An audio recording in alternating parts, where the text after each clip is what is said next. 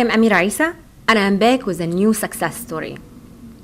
Our guest today is a visionary, pioneer, and high acclaimed choreographer, committed to the presentation of belly dance as high art. Since 1981, she's performed over 10,000 times and taught in over 60 cities on 5 different continents. She founded Arabesque Dance Company and Orchestra, Arabesque Academy, the International Belly Dance Conference of Canada, and the Belly Dance Blossom Festival. She received her key training from leading masters in Egypt, such as Aida Noor from Rida Troupe. She is well known for revealing the authentic, organic structure of Middle East dance and its relationship to Arabian music. Our guest today is Yasmina Ramzy. I guess my first question would be Yasmina Ramzy, when she was 15 years old.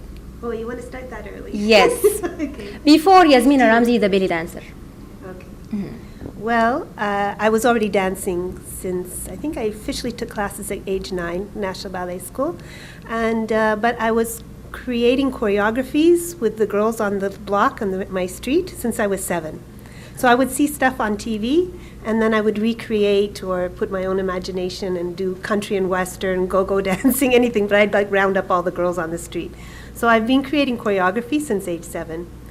In my teens, I gave up ballet for a while. I became very deeply interested in different kinds of spirituality, and I was asking way too many questions that nobody could answer.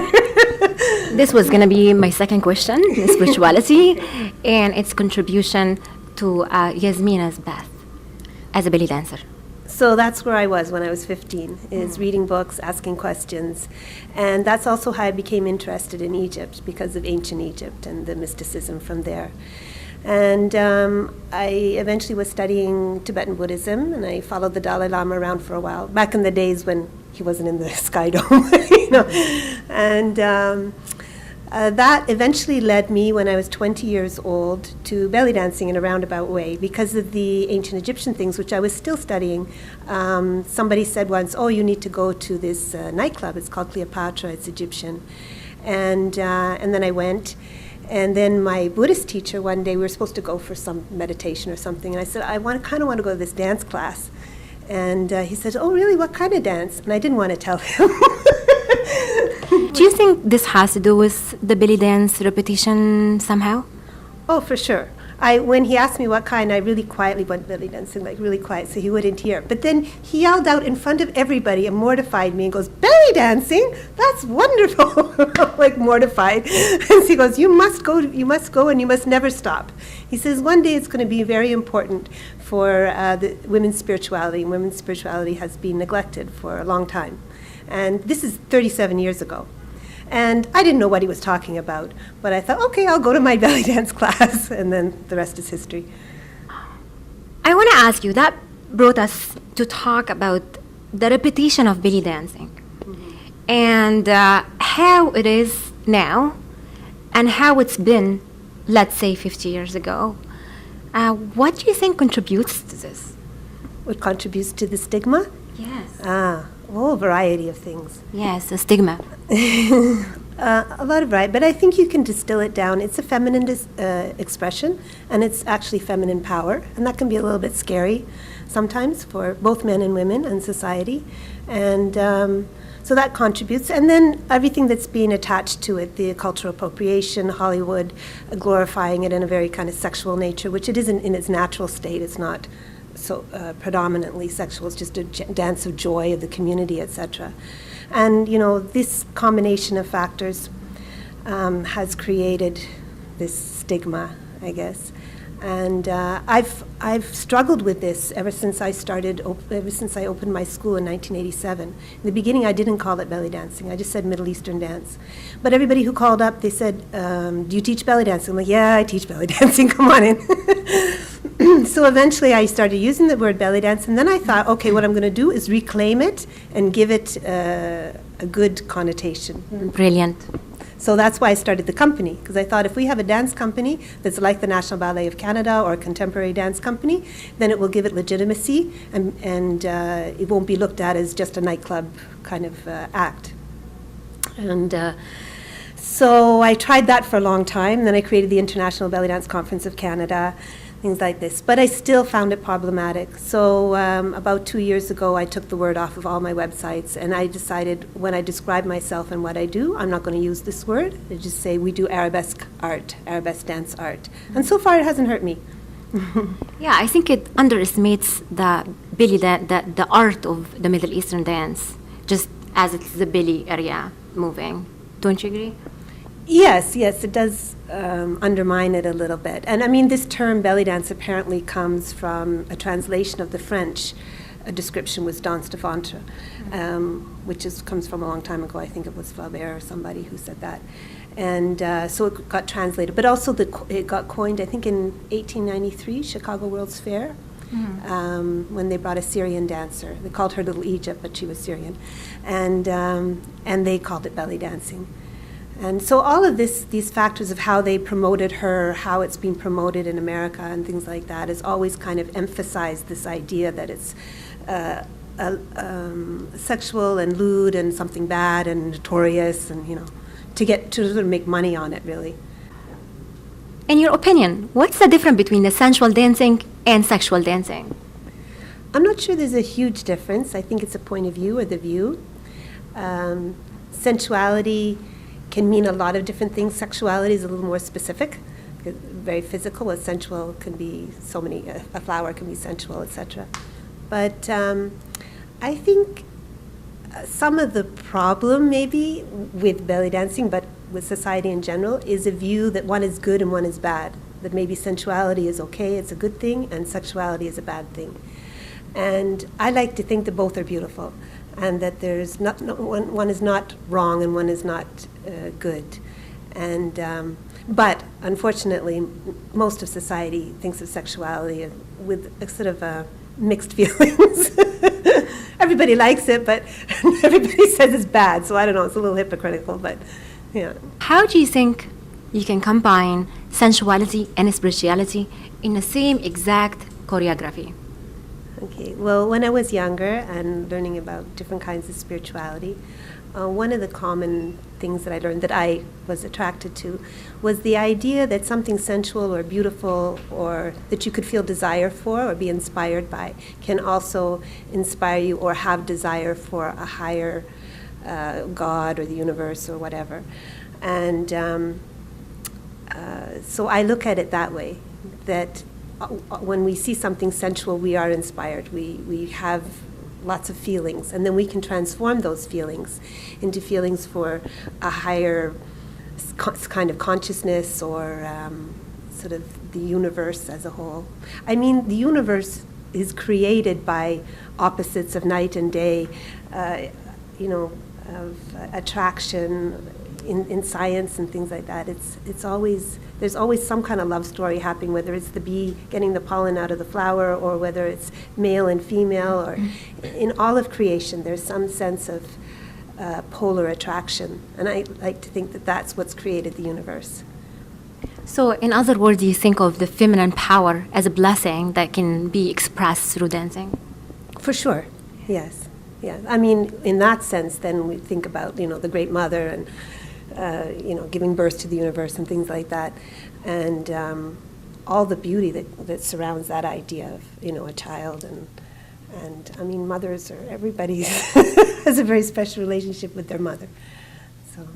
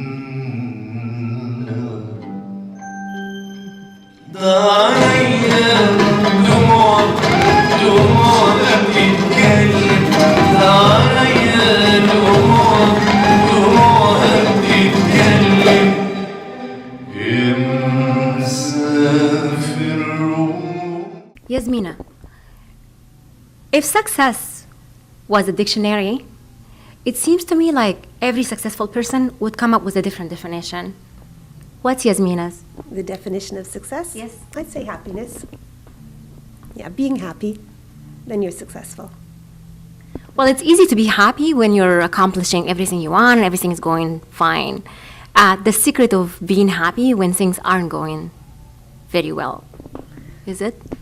Well, during those times, to remember all the good things and be grateful for all the good things that have happened so far, and to look to the future with hope. It's not always going to be bad. It's not always going to be good either. But hopefully it's a little more good than bad. So it's an attitude. For sure, an attitude, yes. Can you give us an example of time that you felt like, you have no reason to be happy, things were all going wrong, and you redeemed your authentic self and happiness and found your way back out? I'm not sure if there's one defining moment, but certainly several through my life. That at a time of divorce, for instance, that would be one. At a time when I'm struggling with the business, when maybe somebody has, done something to me that wasn't very nice, things like that, then you feel really, really down. But sometimes, you just got to feel the grief and go through it. Like my father died just not too long ago, and that took about 2 years to come out of that. I kind of was in a dark haze. And but there's a beauty even in the grief, even in the pain, those times where you're lying in bed with ice cream and crying and you've gone through 3 Kleenex boxes. I still think it's beautiful. Like the songs from Kulthum are like that, it's painful, but it's beautiful. Yeah, and all the famous poets have written their most amazing poems when they were sad. Do you agree? Yes. Yeah. And some of my colleagues that work with me, they have noted that I usually do my best choreography at not the great times in my life. When everything's going rosy, I don't really have much to say. But isn't that sad?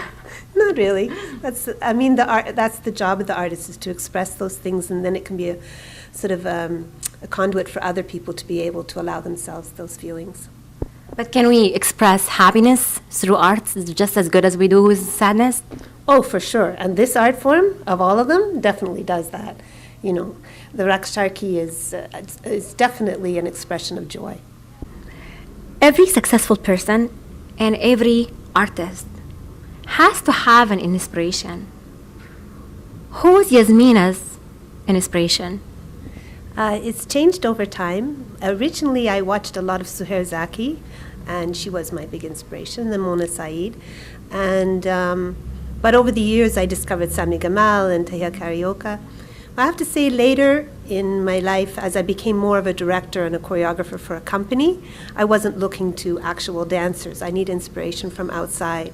So other very well-known choreographers in the world, like Robert de Rosier, who's become a dear friend of mine and my mentor, I looked to him. And then I was very lucky in 2010 or 12 to spend quite a bit of, it was 2009 I met Mahmoud Reda at dinner in Madrid. And somebody sat us beside each other. Oh my God, what a conversation. Because until that point, I had never talked about choreography with anybody because I didn't know any other Middle Eastern dance choreographers that I could discuss the creative process with. And Mahmoud and we just started talking. I don't know how many hours went by. And Farida Fahmy was sitting across, and so she contributed sometimes too as well. And it was a beautiful night because we got to talk about the creative process and, different ideas. And that man is so creative. I brought him here to Toronto once, and we were watching a show, and there's what you call a crossover in a theater where people have to go from stage right to stage left, and they go behind. Mm-hmm. In this case, the curtain at the back was a little bit high, so you could see the feet moving from where he was sitting front row, And so afterwards, we went for dinner. He goes, Yasmina, you remember when the crossover and all those feet were moving? He says, I want to make a choreography, and all you see is feet, and the feet tell the story. And there he was at 2 o'clock in the morning making a choreography at 80-something years old, So the spirit of the artist. Yeah, he's like pure light. I love him very much. Yeah, and Farida Fahmy, she's so smart, so wise, and very cuts through right to the truth right away, She's amazing. Yeah. Can Yasmina share with us her favorite dancer, or that's a secret? I don't think I have one favorite dancer. Do you have few? Many. You mentioned some? Samia Gamal, Tahia Karyoka, Naima Akaf, Suher Zaki, Mona Saeed, Fifi Abdo, Dina. That's a lot right there. If we narrow down this big list to two dancers, such as Tahia Karyoka and Samia Gamal, what are their differences? They're diametrically opposite. They're around. That's why I picked them. I see. They were contemporary dance at the same time, more or less. But Tahia is so relaxed, so grounded, so earthy, very sensual in that way. And then Samia is like, a fairy princess, and she's very sprightly and full of joy. That smile, oh my God, it goes for miles. So they're completely different in expression and also the way they move. One is very upbeat and fast and lifted, and the other is very grounded, relaxed, and she'll do it when she wants. As an artist, but also a businesswoman, how can you differentiate between that passionate, artsy part of you and that business part of you that has to deal with things and manage everything? Tell us about this. It's a constant struggle. I hate it. I hate being a businesswoman. I don't like anything to do with business. I would just prefer to create choreography and have some excuse to go to Egypt as often as I can. But I obviously have to, and I look at it this way. I can either be doing business, putting up websites, doing my accounting for my art, or I can do it for some other company. So I have to get the job done at the end of the day, but at least it's for a good reason, so I plug through it.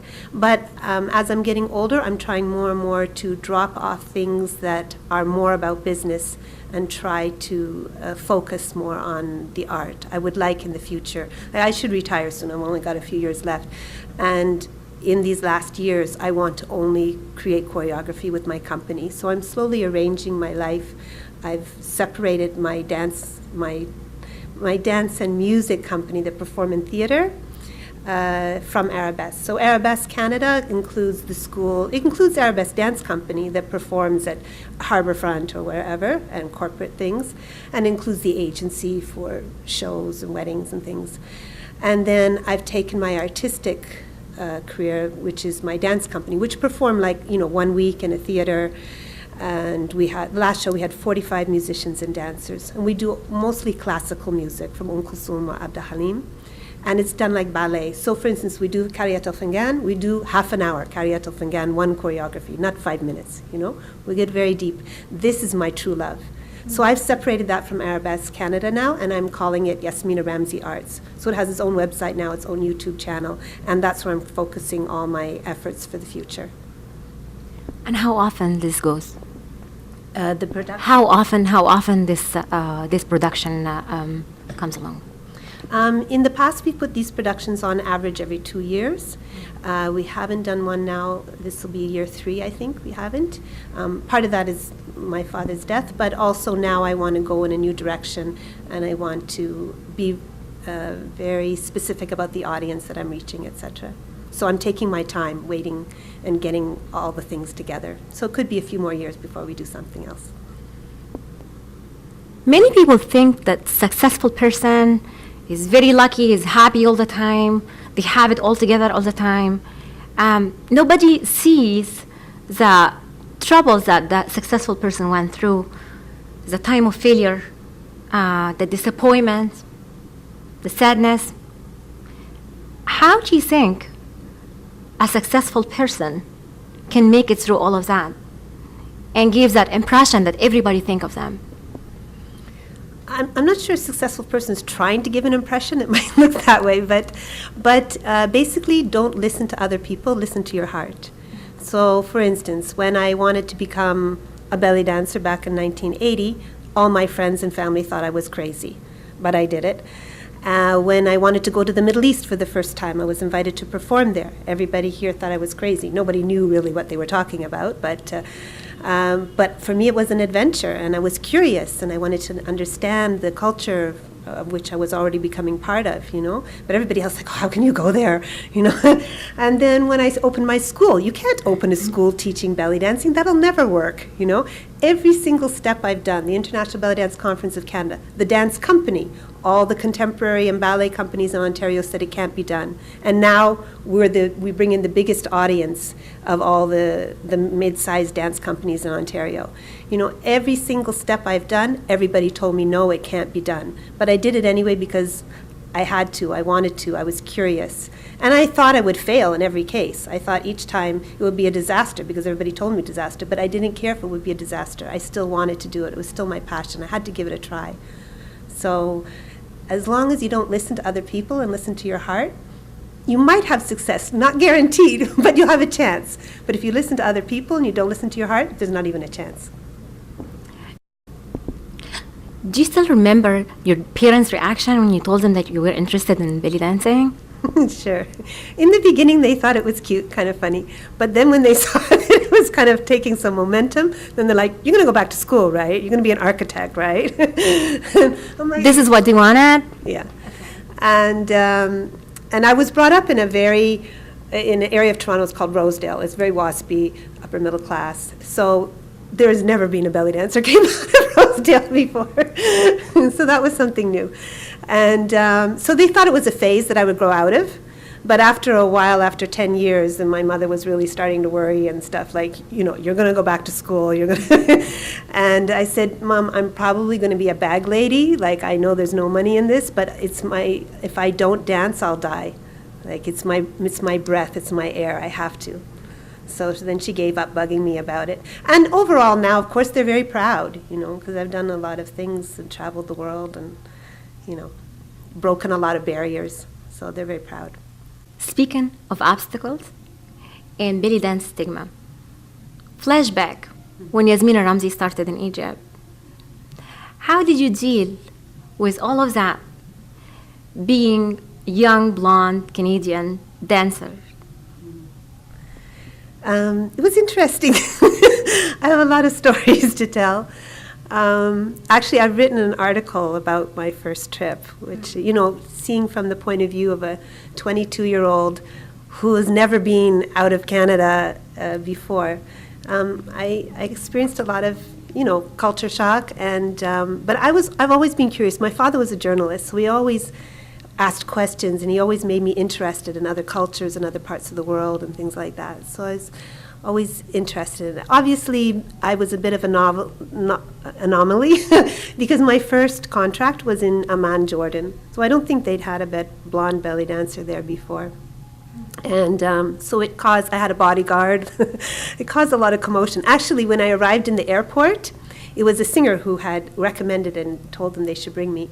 And I was afraid to go, so my mom came with me.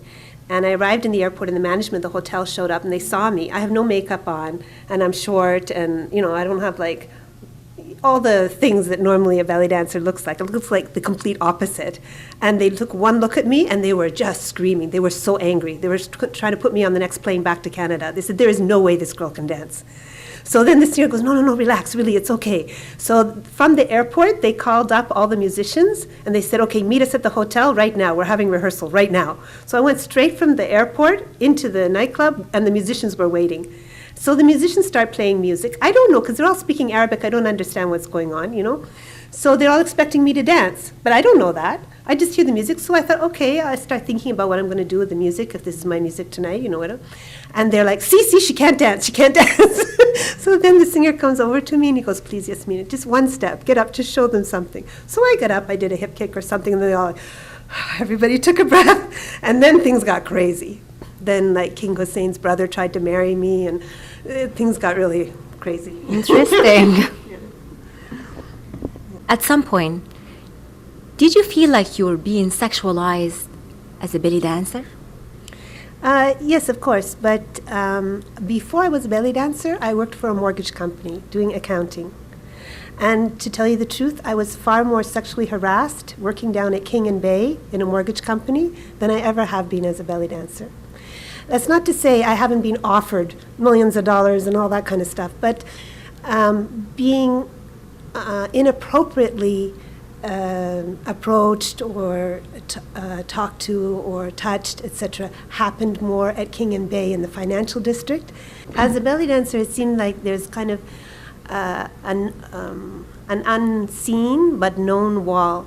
So you can look, you can appreciate, but you don't cross that line. You know, so I always felt more protected, actually. And living in the Middle East, when I was in Syria, Jordan, Egypt, I've walked at 4 o'clock in the morning alone. I've never experienced any problem. I would never do that in Canada, in Toronto, in some areas, you know.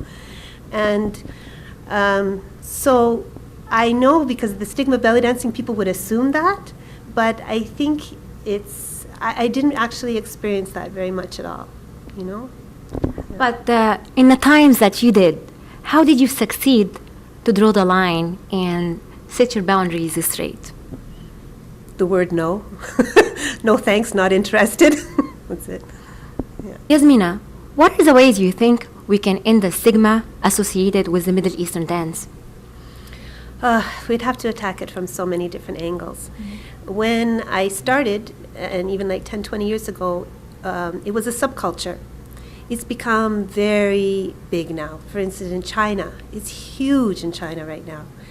And that's because some people saw an opportunity to make money off of it. So they've commercialized it, and they've created competitions and selling costumes, and it's really, really commercial now.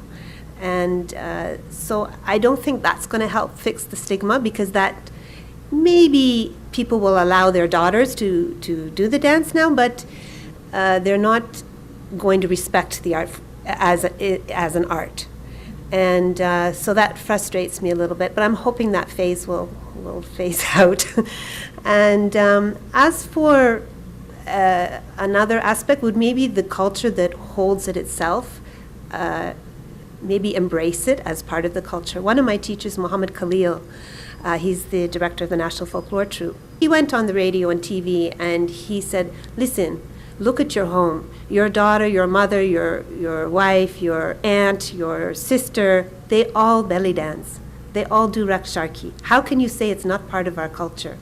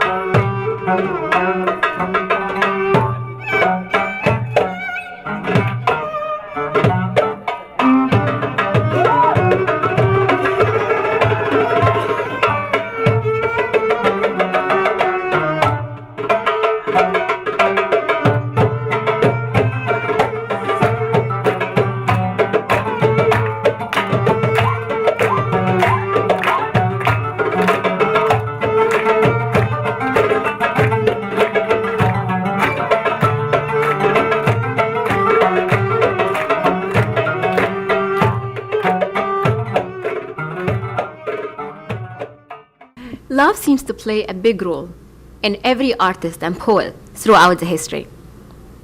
What's the role of love in Yasmina's life and journey as an artist? I think whether I've been in love, deeply in love, or suffering from the pain of losing love, in either case, I've always created or been very creative in those moments and done my best choreography. And also I tend to perform better because I'm more full of emotion and life, so I can use that energy and harness it, you know? As a successful dancer and choreographer, what's your advice to those who are trying to pursue a career of dance? To not look at the end and try to think about that's what you want, to live in the moment of your passion and to work with that, and to realize that it's a job like any other job. It's not going to be fun all the time. Just because you love to dance doesn't mean that I work many more hours than the average person. 80 hours is nothing for me in a week. The last week I taught 11 hours in one day. So I work very, very hard, but I love what I do, so it doesn't feel like working for some other company doing something I'm not interested in. So you have to be prepared to work very, very hard, and if you don't have the passion behind it, get into some other line of work because it's not going to be fun. And try to, how do you say, art is a way of life. So who you are as a person matters a lot. Just going for that end goal, I want to be, have a dance school, or I want to be a famous dancer, or something like that, it's really not going to get you very far. Short little, successes that you realize afterwards mean nothing. But if you can live your life in a very full, meaningful way, and think more about not only being a good artist, but being a good person, being kind to others, that can help bring the world into you as well, to work with you, rather than I'm going to be the best. I don't think that really works very well. Yasmina, thank you for joining me in today. Such a delight. It was wonderful. Thank you, Amira. Thank you for talking. Thank you.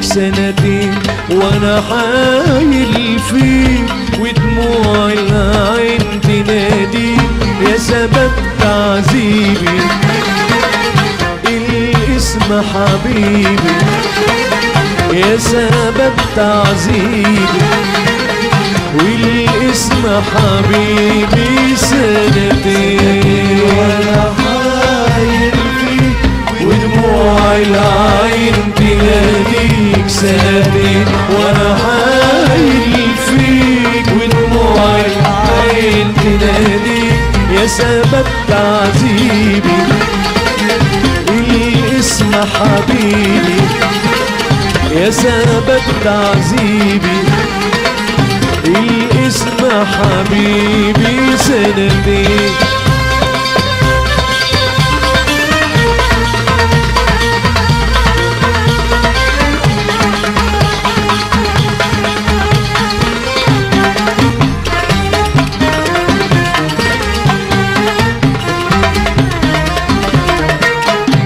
اتحمل سنة واتنين والوحدة عذاب في هواك اتحمل سنة واتنين والوحدة عذاب في هواك من حبك وشوقك فين عطفك عليا زمان فين عطفك عليا زمان يا سبب تعذيبي والاسم حبيبي يا سبب تعذيبي والاسم حبيبي سنتين وانا حايل فيك ودموع العين تناديك سنتين وانا حايل فيك ودموع العين تناديك يا سبب تعذيبي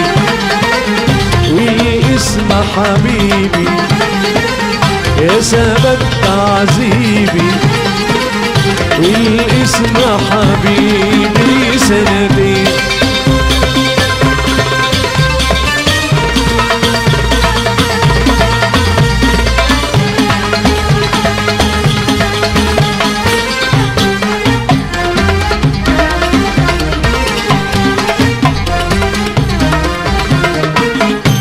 لو تنسى خصامك يوم واحد من الأيام لو تنسى خصامك يوم واحد من الأيام صالح عيني النوم وتفوتني مع الأحلام وتفوتني مع الأحلام يا سبب تعذيبي الاسم حبيبي يا سبب تعذيبي والاسم حبيبي